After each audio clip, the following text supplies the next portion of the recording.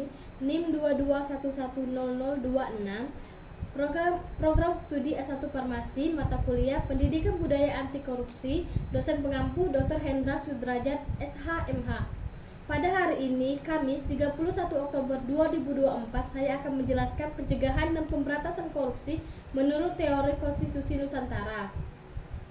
Teori konstitusi Nusantara sebagai suatu teori baru yang ditemukan dari hasil riset pada tahun 2016 di Malang, Provinsi Jawa Timur oleh Dr. Hendra Sudrajat, SH.MH, sebagai peraih Reko Muri, Doktor Hukum Tata Negara termuda di Indonesia dengan lulus Komlut tahun 2011 dan saat ini menjabat sebagai Direktur Dumantara Riset Institusi dan Wakil Rektor 1 Universitas Kadar Bangsa.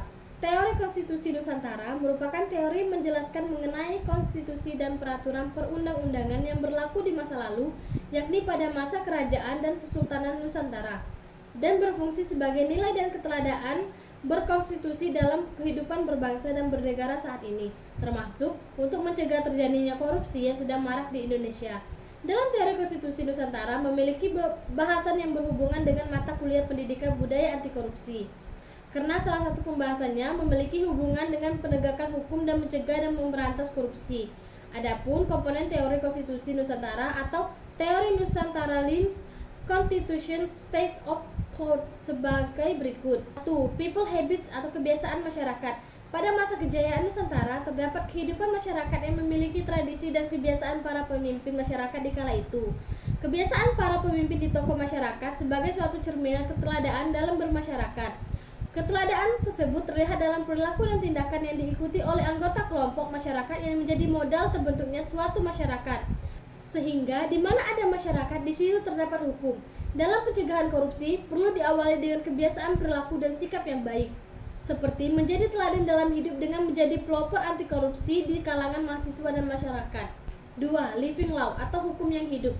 Keteladaan yang muncul dari kebiasaan baik para tokoh masyarakat kemudian melahirkan hukum yang hidup, yang sebenarnya menciptakan hukum tidak tertulis, khususnya bagi masyarakat adat yang ada di Indonesia.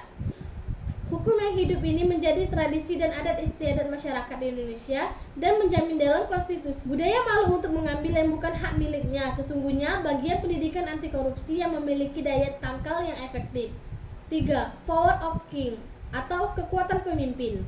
Dalam sebuah kepemimpinan dibutuhkan suatu kekuatan pemimpin dalam menggerakkan kepemimpinannya. Sehingga dalam teori konstitusi Nusantara dijelaskan bahwa hukum yang hidup tadi menjadi kekuatan pemimpin untuk menjalankan kepemimpinan pemerintahnya dan berlaku di setiap tingkatan kepemimpinan baik dari tingkat pusat sampai tingkat daerah.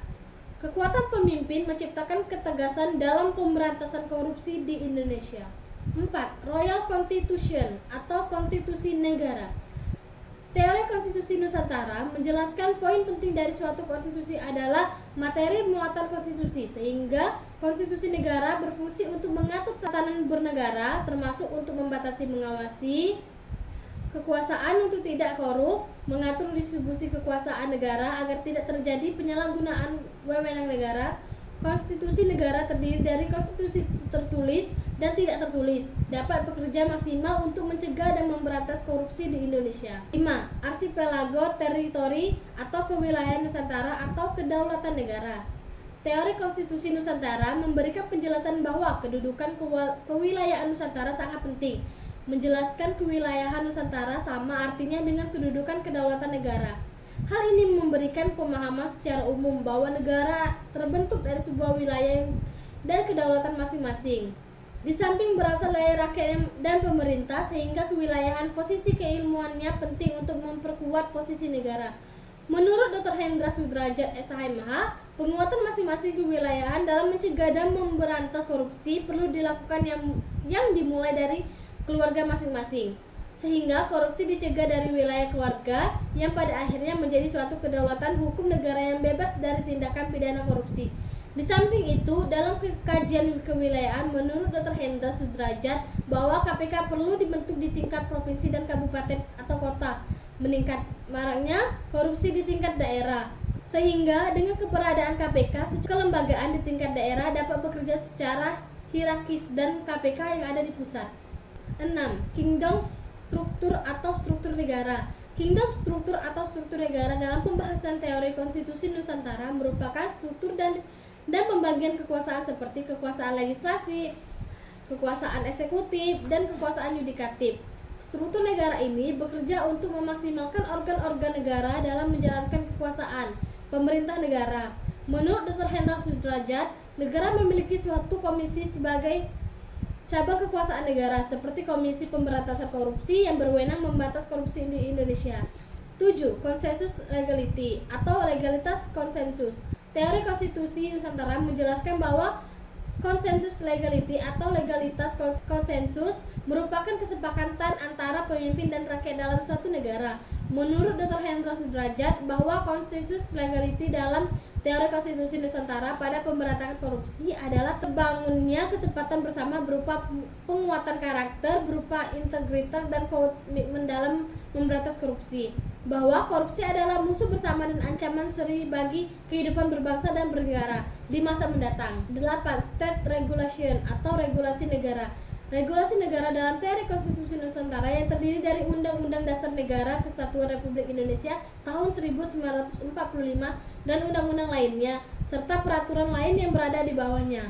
Sehingga sebagai bagian dari kategori state regulation dalam kajian teori konstitusi Nusantara, terdapat peraturan perundang-undangan yang berhubungan dengan pemberantasan korupsi, yakni Undang-Undang Republik Indonesia tentang Pengadilan Tindak Pidana Korupsi dan Undang-Undang Republik Indonesia yang mengatur tentang Komisi Pemberantasan Korupsi.